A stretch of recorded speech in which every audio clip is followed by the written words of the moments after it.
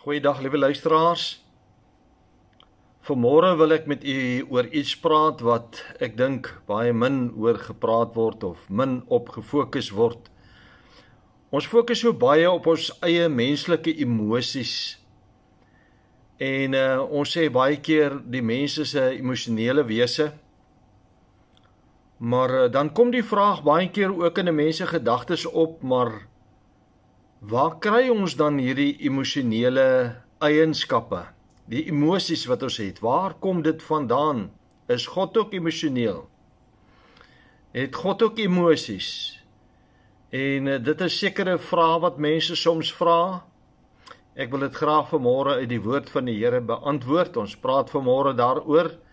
Ek lees seker een van die bekendste gedeeltes waar die engele van God, hy praat van die seuns van God, die engele van God, die dogters van die aarde gesien het en gesien het dat hulle mooi is, met hulle gemeenskap gehad het, en toe is daar reuse gebore, wreedaardiges, dis wat die woord ons sê, en dit het die Here baie bedroef. Kom ons lees 'n bietjie Genesis 6, vers 1 tot 8, en daar staan geskryf, toe die mens op die aarde begin vermeerder, en daar vir hulle dogters gebore is, sien die seuns van God, dat die dogters van die mense mooi was, en hulle het vir hulle as vroue geneem, almal wat hulle verkies het.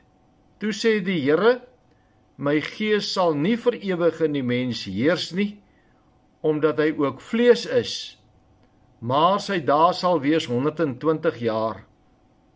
In die dae was die reuse op die aarde, en ook daarna, toe die seuns van God by die dogters van die mense ingegaan, en die vir hulle kinders gebaar het.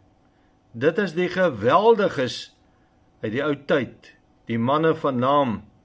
Toe die Here sien, dat die boosheid van die mens op die aarde groot was, en al die versinsels wat hy in sy hart bedink, altyd deur net sleg was, het die Here berou, dat hy die mens op die aarde gemaak het, en daar was smart in sy hart. En die Here sê, ek sal die mens wat ek geskape het van die aarde verdelg, die mens sowel as die vee, en die kruipende diere, en die voëls van die hemel, want dit berou my, dat ek hulle gemaak het.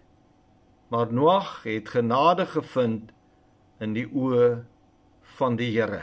Noag het genade gevind, en toe die sonval plaasgevind, of die sonvloed plaasgevind, en Noag moes die ark bou voor die tyd. Kom ons bid net saam. Wonderlike Vader, ons wil opnuut vir u vanmôre baie dankie sê vir hierdie gedeelte wat ons kon lees. Dit gryp 'n mens se hart aan om te dink, dat dit God berou het dat hy die mens gemaak het, en dat hy besluit in sy hart geneem het, om die mense en die diere van die aarde te verdelg. En hy het so gedoen soos dat u self voorgeneem het. Here, vanmôre wil ons graag 'n bietjie ook u beter verstaan, u gevoelens beter verstaan, u emosie wil ons aanskou, wat ons lees in die woord, Here, in die handelinge met die mens, ervaar ons u emosies ook. Ons wil bid dat u dit aan ons sal openbaar, dat u ons sal leer, ons as mense het ook emosies, maar vanweer die sondeval, word ons emosies baie keer beïnvloed, en daarom wil ons bid dat u ons sal leer vanmôre, wanneer is ons emosies sondig, en hoe moet ons optree. Kom leer ons uit die woord weer eens, vra ons dit in Jesus se naam met danksegging. Amen. Ek wil net weer 2 verse vir u voorlees, uit ons geleesde gedeelte, Genesis 6 vers 5 en 6, en daar staan die gevoel of die emosie van God vir ons baie mooi uitgedruk in hierdie gedeelte. Toe die Here sien, dat die boosheid van die mens op die aarde groot was, en die versinsels wat hy in sy hart bedink, altyd deur net sleg was. Met ander woorde, die Here sê van nature bedink die mense slegte dinge. Het die Here berou dat hy die mens op aarde gemaak het, en daar was smart in sy hart. Die woordjie berou kom 2 keer in hierdie gedeelte voor. hier in vers 6 en in vers 7. Dit het die Here berou dat hy die mens gemaak het. Ek praat vanmôre met u oor God se emosie. Ons as mense ervaar baie keer emosie. Maar ons lees ook baie duidelik in die woord, God ervaar emosie. Kom ons kyk net eers, wat moet ons verstaan onder emosie of emosies? Wanneer ons praat van emosie, wat moet ons daaronder verstaan? Emosies, vriende, is iets wat ons almal as mense daagliks in ons lewe ervaar. Want niemand lei 'n lewe sonder emosies nie. Ons het almal emosies. Sommige mense is wel baie meer emosioneel as ander, maar elkeen van ons ervaar soms ons eie emosies, want God het ons so geskape. Emosie kan beskryf word as 'n innerlike belewenis, of 'n innerlike gevoel van vreugde, angs, woede, hartseer, liefde, noem dit op, daar's baie dinge wat spontaan te voorskyn kom en wat deur 'n bepaalde situasie of gebeurtenis in ons lewe opgewek kan word. So wanneer daar sekere dinge in ons lewe gebeur, dan kom ons emosies te voorskyn. Emosies gaan nie net met subjektiewe gevoelens gepaard nie, maar ook met 'n liggaamlike reaksie of 'n bepaalde gedrag wat vanuit ons emosies ontstaan. Ons ervaar dit hier binnekant, heel eerstens, en dan tree ons op volgens ons emosies. In 'n biologiese sin kan 'n mens 'n emosie ook definieer as 'n reaksie van die brein op grond van 'n gemoedsprikkeling. Dus ek sê, dis eerstens in my gemoed wat ek hierdie emosie ervaar en dan openbaar ek dit ook deur my reaksie. Dit kan by mense sowel as diere baie duidelik outomaties voorkom in 'n bepaalde gedragspatroon wat hulle tot uiting bring om vrees te openbaar, dan vlug hulle.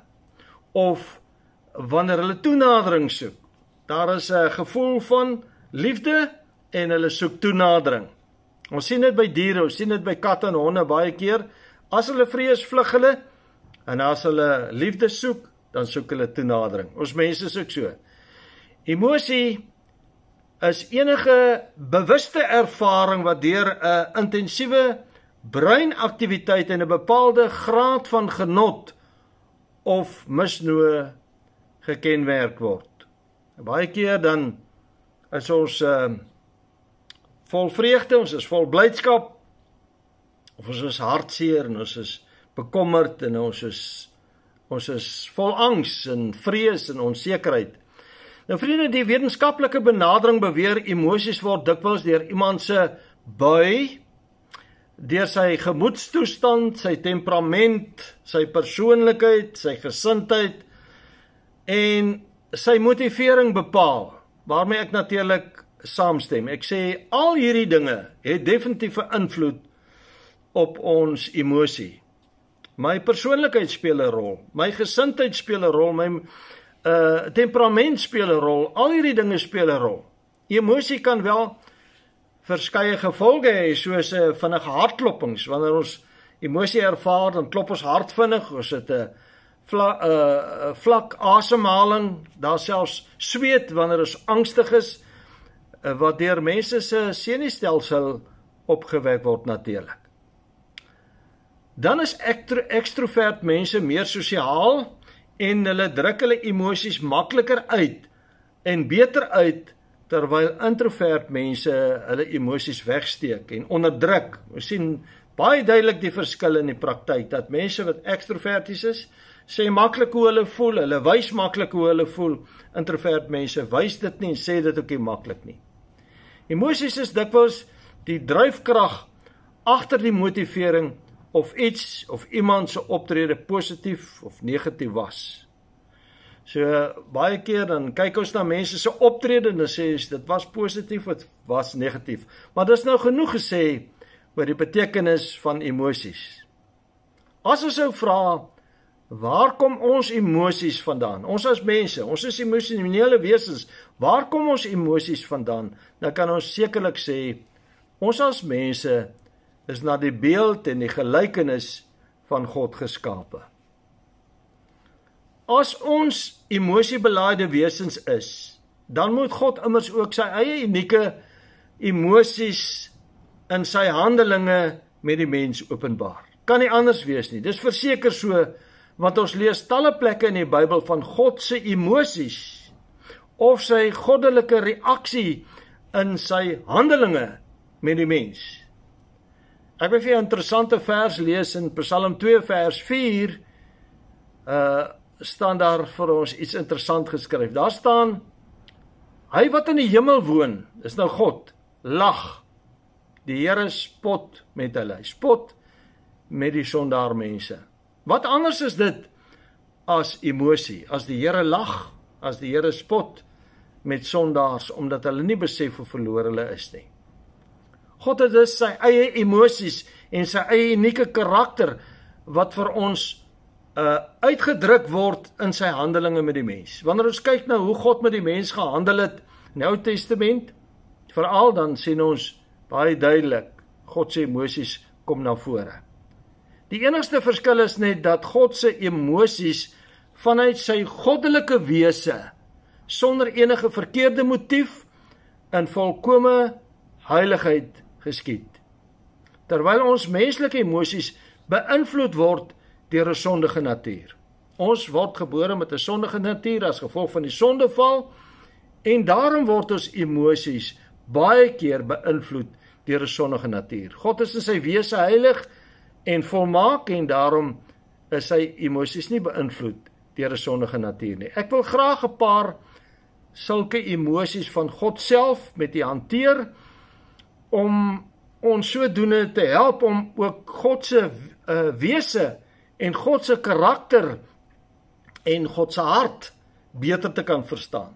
As ons na God se emosies kyk, dan verstaan ons God beter in sy wese.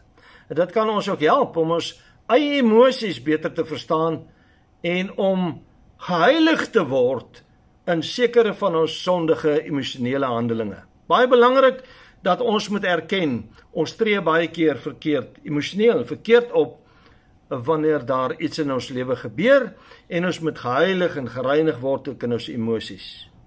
Die eerste gedagte wat ek aan u wil voorhou is, God ervaar 'n selftevredenheid. Om 'n gevoel van selftevredenheid te ervaar, is ook 'n emosie. En daardie gevoel van God se selftevredenheid word vir ons baie plekke in die woord van God uitgespel. God het selftevrede gevoel in sy hele skepingsverhaal, kan ons amper sê.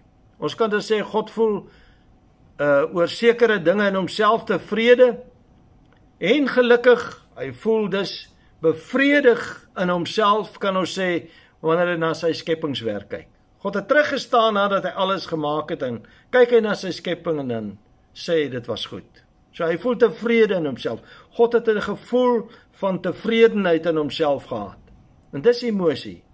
'n Gevoel van innerlike tevredenheid en geluk is een van die wonderlikste en reinste emosies om sekerlik te kan ervaar. Om geluk te ervaar, om tevrede te voel met wat jy gedoen het, wat jy bereik het, wat jy behaal het in jou lewe, en so voel God ook. Hoor wat staan daar geskryf in Genesis 1 vers 10, en God het die droë grond aarde genoem, en die versameling van die waters het hy see genoem. Toe sien God dat dit goed was. Ook op ander plekke, terwyl die Here met sy skepingswerk besig was, lees ons in Genesis 1 vers 12, vers 18, vers 21, vers 25, dat God na die tyd daarna gekyk het, en God het gesien dat dit goed was. God het 'n gevoel van tevredenheid ervaar. God was gelukkig in homself wanneer hy na sy skepping gekyk het.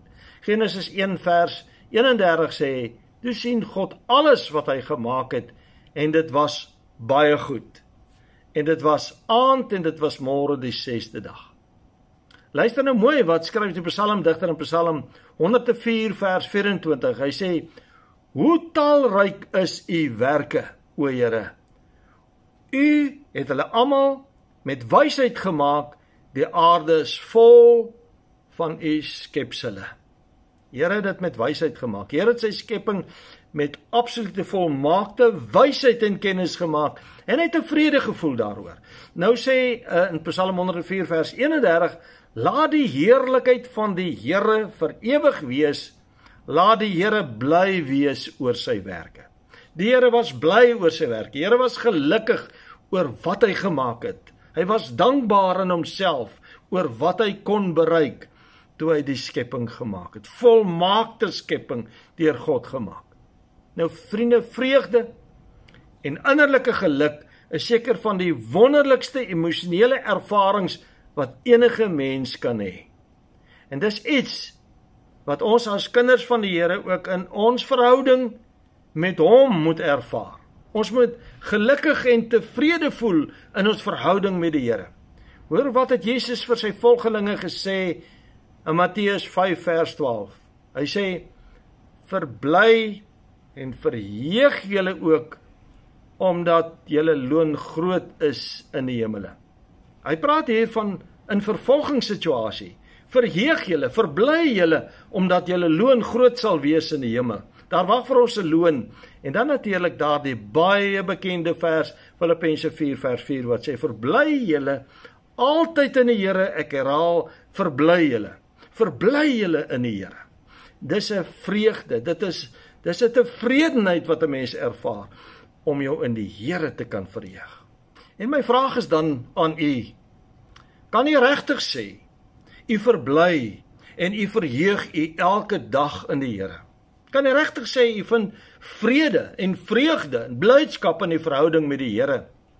Al is ons lewensomstandighede nie altyd baie wonderlik nie, vriende, want ons ervaar nie altyd wonderlike dinge in ons lewe nie, is en bly dit die wonderlikste voorreg om 'n kind van die Allerhoogste God te mag wees, en daarin moet ons daagliks verheug en verbly.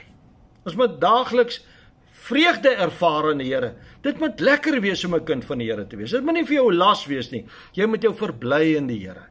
Jy moet dankbaar wees daarin dat jy kind van die Here kan wees. Maar die tweede emosie van God is, God ervaar berou. God is ook spyt oor sekere dinge in sy lewe. In sy bestaan, moet ons sê. God ervaar berou.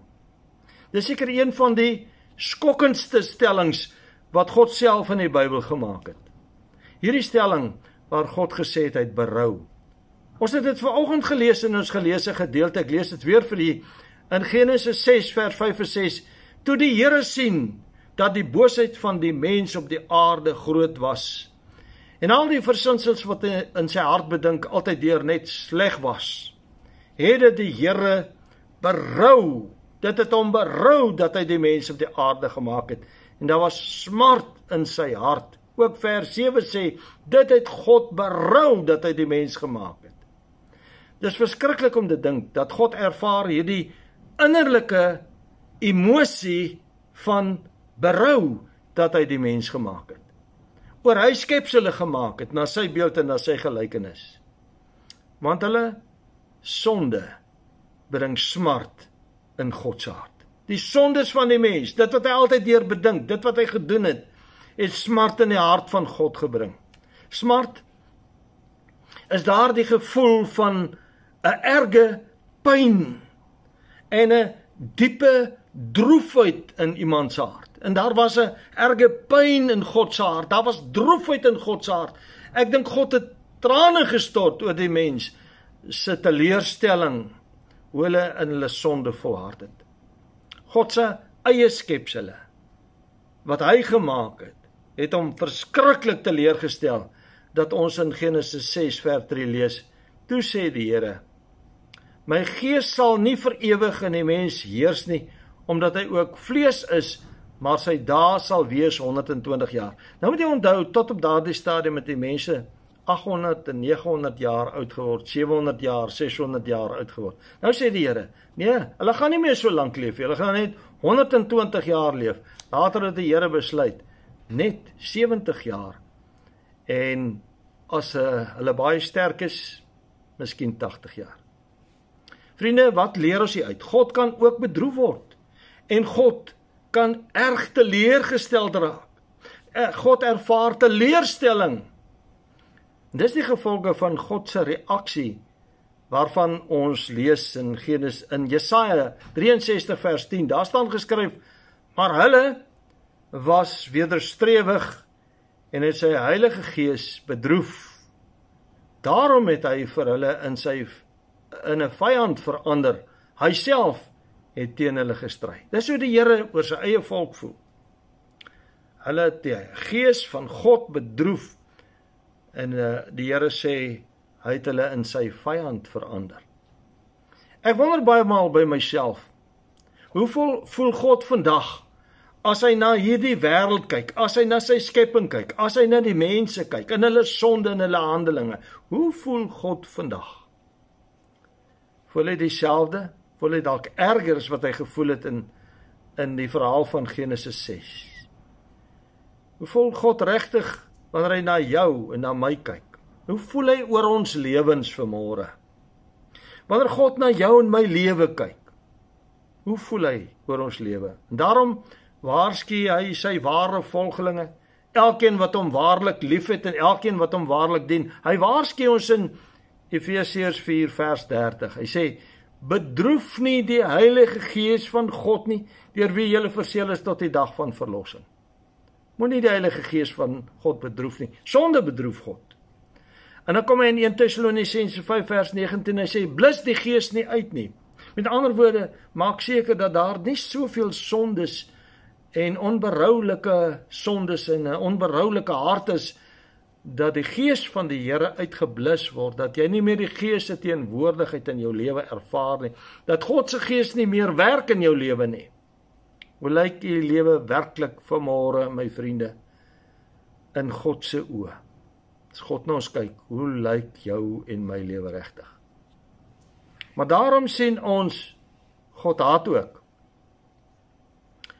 'n baie, wil ek amper sê, wille stelling om te maak, maar die woord sê dit uitdruklik, God haat ook. Ons moet hierdie emosie van God in sy emosionele handelinge met die mens, wat daaruit vloei wanneer daar sonde in die mense se lewe is, moet ons mooi verstaan. Anders kry ons 'n totale skewe beeld van God self. Ons moet verstaan wat bedoel die woord as hy sê God haat. Eerstens moet ons verstaan dat God geen mens haat soos ek en jy haat verstaan nie. Ons weet wat beteken haat. Ons weet wat dit beteken as een mens sê ek haat jou of ek haat daai persoon. Ons weet wat dit beteken. God haat geen mens nie. Vriende, God haat nie die mens nie.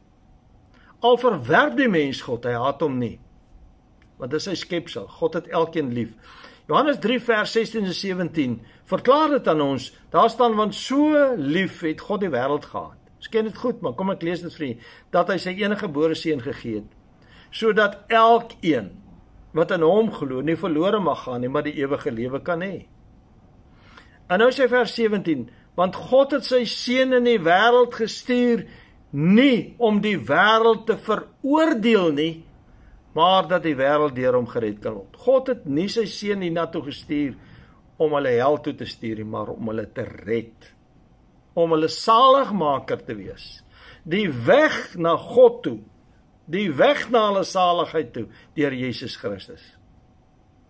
God het wel 'n afkeer in sondaars, wat in die verhardheid van hulle harte volhard om in die weë, hoor nou mooi, in die weë van die Satan te wandel en God te terg deur hulle sondige dade. Want dis wat hulle doen. Hulle volg die Satan. Hulle doen die sonde, want die Satan is die vader van die sonde. En hulle harte is so verhard, dat hulle God terg deur dit wat hulle doen. God haat hulle handelinge. God haat dus sondige dade. Al die sondes van die mens, God haat die sondes. God haat sonde. Want sy seun moes vir ons sondes sterf. Daarom haat God sonde. Deuteronomium 12 vers 31 sê, so mag jy Nie handel met die Here jou God nie, is nou God wat self praat. Want alles wat vir die Here 'n gruwel is, wat hy haat, het hulle vir hulle gode gedoen. Hoor nou wat sê hy verder, want selfs hulle seuns en hulle dogters verbrand hulle met vuur vir hulle gode. Skrikkelik. Hulle het enigiets vir hulle gode gedoen, maar hulle sal nie enigiets vir God doen nie. God haat hulle dade. Dit is vir hom 'n gruwel in sy oë. Deuteronomium 16 vers 22 sê, ook mag jy vir jou geen klipaltaar of klippilaar wat die Here jou God haat oprig nie. Jy mag vir jou geen klippilaar, geen afgodsbeeld maak wat God haat nie. God haat dit. God haat afgode. God haat sonde. En daarom sê die Here so duidelik en so mooi vir sy ware volgelinge in Psalm 97 vers 10. O liefhebbers van God, haat die kwaad. Liefhebbers van die Here, haat die kwaad. Haat die kwaad, haat die kwaad. Nie die mensie, haat die sonde wat die mense doen. Maar hy waarsku ons ook in sy woord in 1 Johannes 4 vers 20. Hy sê, as iemand sê, ek het God lief, en sy broeder haat, is hy 'n leienaar, want wie sy broeder, wat hy gesien het, nie lief het nie. Hoe kan hy God lief hê, wat hy nie gesien het nie? Vriende, in 1 Johannes 3 vers 15 staan daar, elkeen wat sy broeder haat, is 'n moordenaar.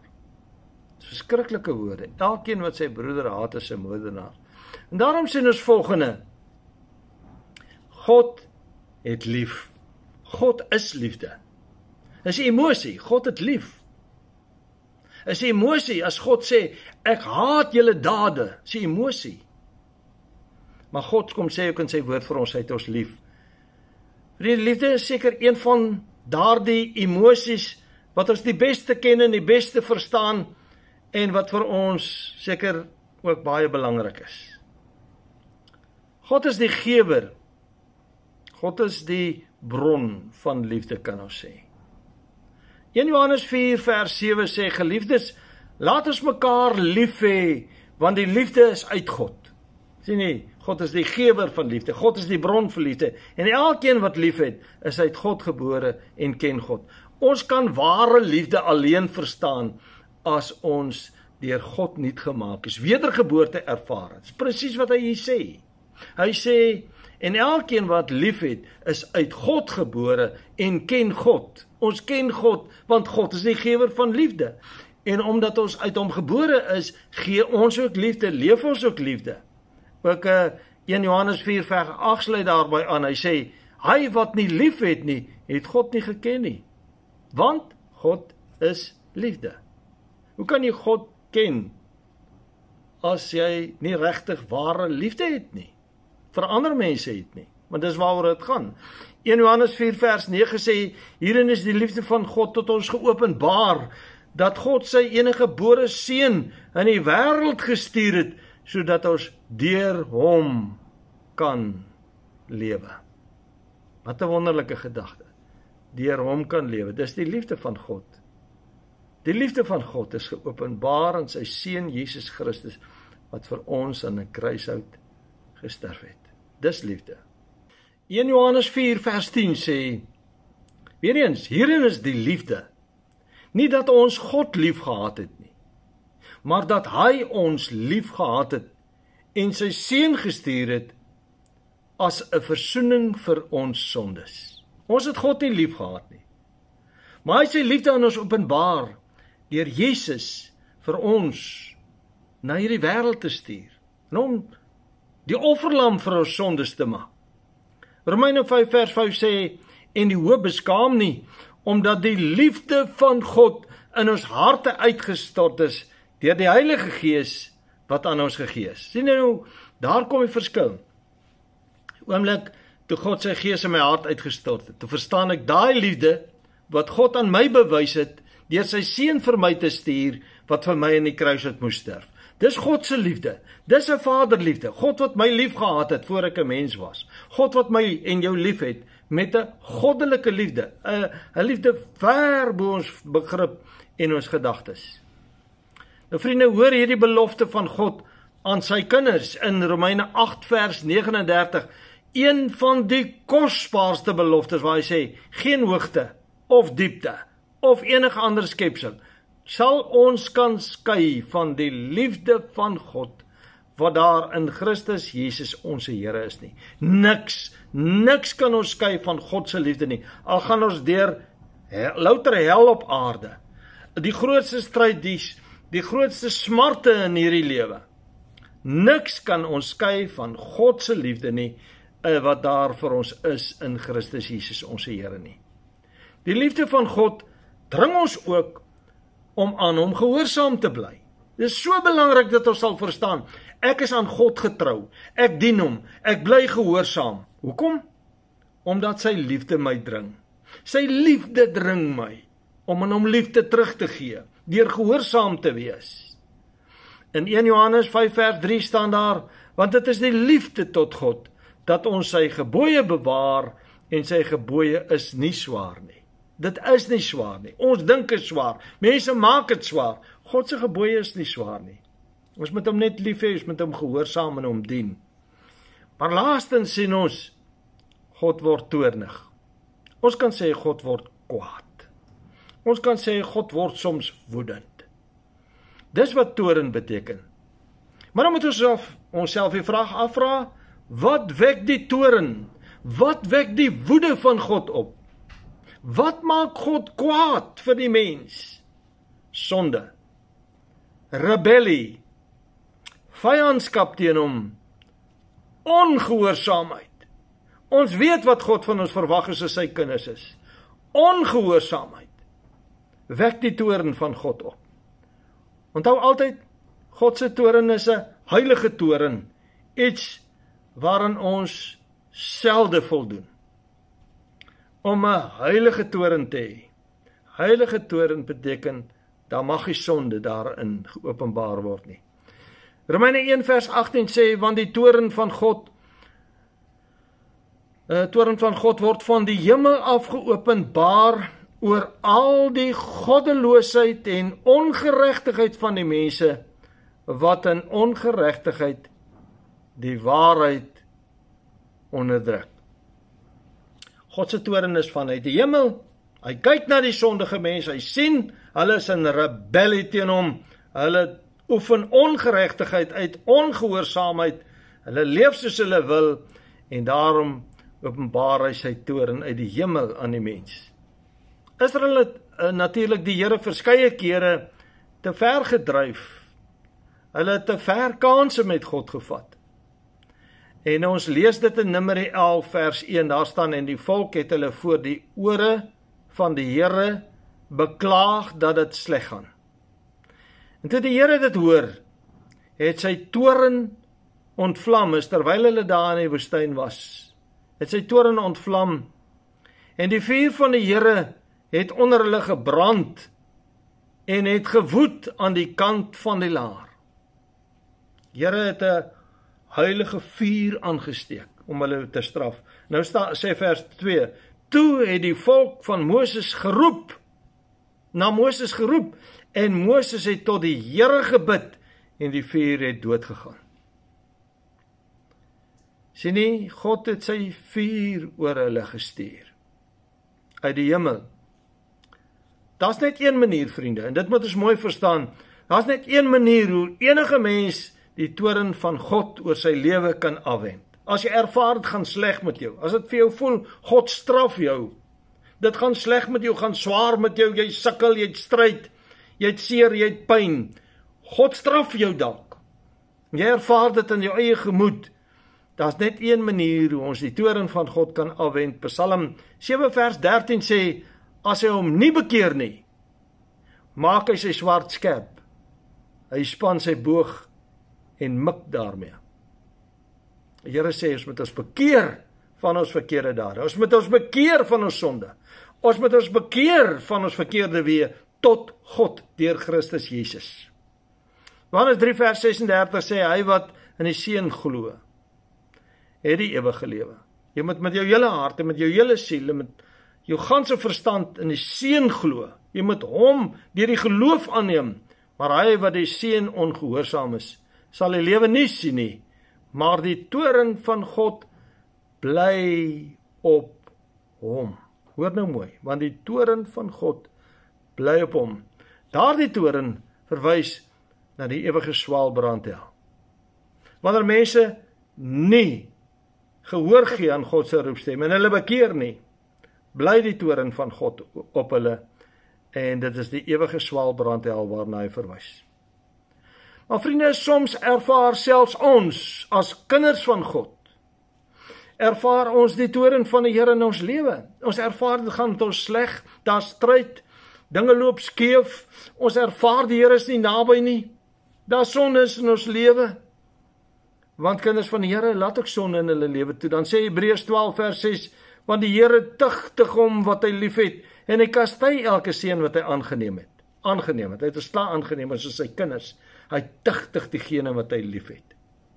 Ook Openbaring 3 vers 19, waar die Here besig is om te praat met die lou en afvallige gemeente Laodicea, sê, almal wat ek liefhet, bestraf en tugtig ek. Wees dan ywerig, bekeer jou. So die Here sê, hy tugtig ook sy kinders. Soms voel dit vir ons, die Here is besig om ons te tugtig. Want ons is nie daar waar ons moet wees met die Here nie, dan sê hy, wees dan ywerig en bekeer jou. Vriende, woede en toorn is een van die emosies waardeur ons as mense sekerlik die grootste sonde doen. En daarom waarsku die Here ons as sy kinders hierteen. In Efesiërs 4 vers 26 sê die Here, word toornig en moenie sondig nie. Laat die son nie ondergaan oor julle toorn nie.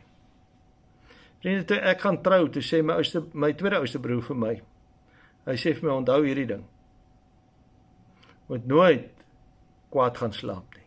Woord sê dit. Word toornig en moenie sondig nie. Moenie dinge sê wat jy nie weer kan herstel nie. Laat die son nie ondergaan oor jou toorn nie.